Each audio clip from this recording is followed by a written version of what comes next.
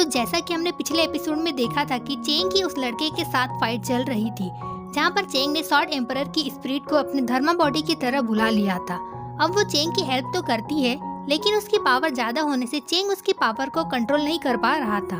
अब वो उस लड़के को ऑलमोस्ट हरा ही चुका था, लेकिन पावर अनबैलेंस होने के कारण वो अभी भी उस लड़के को अटैक करने के लिए अट्रैक्ट हो रहा था। अब आगे तो इस पार्ट की स्टार्टिंग में हम देखते हैं कि चेंग की सॉर्ड उसे लेकर सीधे उस लड़के पर अटैक कर देती है। वो लड़का उसे रोकने के लिए एक बैरियर क्रिएट करता है, लेकिन वो सॉर्ड अटैक इतना पावरफुल था कि वो उस बैरियर को तोड़कर उस लड़के से टकरा जाता है, जिस कारण वो लड़का काफी दूर जाकर गिरता है। इस अटैक के बाद उस लड़के की हालत काफी बिगड़ गई थी, उसे काफी चोट लग जाती है। अब वो दोबारा उठकर लड़ने की हालत में नहीं था।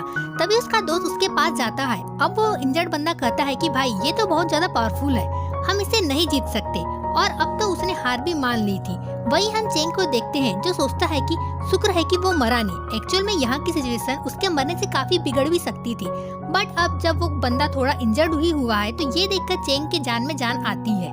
उस लड़के के हार मानने के कारण वो एम्परर की स्पिरिट गायब हो जाती है। ये देखने के साथ ही चेंग जीत गया है, सब शॉक्ड हो गए थे। साथ ही किंगयू भी अपने मास्टर की पावर देखकर हैरान थी, क्योंकि किसी ने उम्मीद नहीं किया था कि चेंग 4 महीने में इतना स्ट्रांग हो जाएगा, और किसी भी नॉर्मल पर्सन का कुछ ही दिनों में इतना कल्टीवेशन बढ़ जाना इम्पॉसिबल है। वहीं उस लड़के का दोस्त अपने फ्रेंड की हालत देख चेंग पर गुस्सा होता है। तभी चेंग अपनी शॉट को उसकी ओर पॉइंट आउट करता है। ये देख वो लड़का बहुत डर जाता है, जिसके साथ ही चेंग आगे बढ़ते हुए कहता है कि तुमने बहुत बड़ी गलती की है। एक तो पहले मेरे स्वॉर्डमैन का मजाक उड़ाया, फिर मेरे फादर का, जबकि सब अच्छे से जानते हैं कि वो एक इमॉर्टल है, और उन्होंने न जाने कितने इमॉर्टल एनिमी और डीमंस आर्मी को यहाँ आने से रोका था और हम सबकी जान बचाई थी। लेकिन तुम उनका किया सब कुछ भूल गए और उनकी बेइज्जती करने लगे।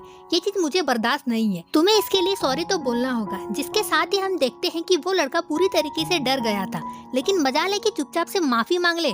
उल्टा वो अकड़कर कहता है कि तुम मेरे फादर को नहीं जानते कि वो कौन है, तुम इतनी बड़ी गलती मत करो वरना तुम्हें बाद में पछताना पड़ेगा। इस पर चेंग कहता है कि तुम्हें मेरी फिक्र करने की कोई जरूरत नहीं है, तुम तो चुपचाप से बस अपनी गलती मान लो, और वैसे भी अगर तुम दूसरे के लिए गलत करोगे तो उसे खुद भी भुगतने के लिए तैयार रहना।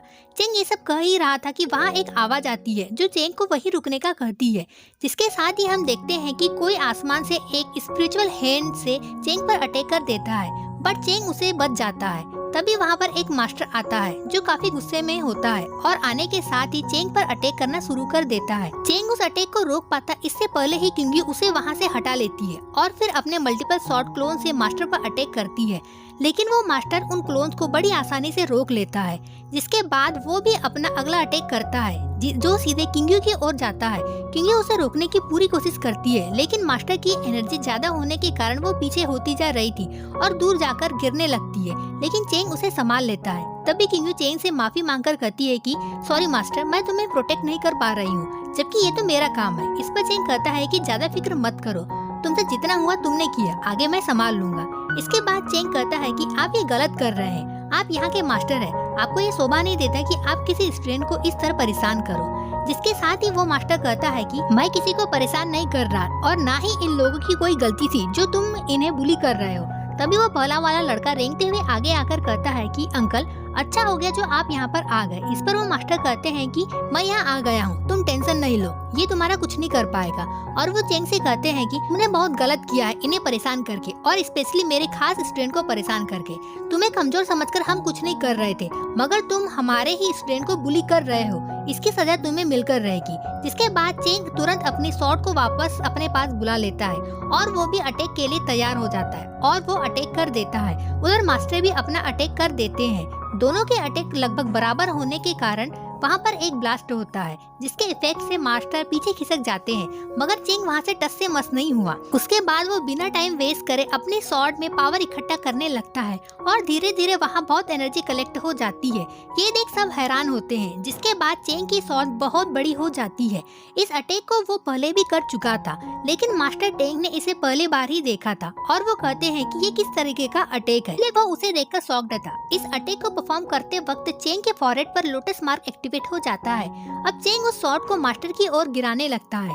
इससे बचने के लिए मास्टर टेंग अपने डबल पाम अटैक का यूज करते हैं, लेकिन वो शॉट इतनी हैवी हो गई थी कि वो डबल हैंड भी उसे नहीं रोक पाते, और वो शॉट उन हैंड को मसलते हुए नीचे गिर जाती है। जिससे मास्टर दूर फेंका जाते हैं और काफी इंजर्ड भी हो जाते हैं। इवन उनके मुंह से खून भी आने लगता है। ये चीज देख वो लड़का तो भयानक डरा हुआ था, क्योंकि चेंग तो मास्टर को भी जबरदस्त टक्कर दे रहा था। उसे चेंग के इतने पावरफुल होने का बिल्कुल भी उम्मीद नहीं थी। अब वो मास्टर भी हार चुके थे। तभी चेंग आगे आकर उस लड़के से कहता है कि अब बताओ, क्या तुम माफी मांगोगे या अब भी किसी को बुलाना बाकी है।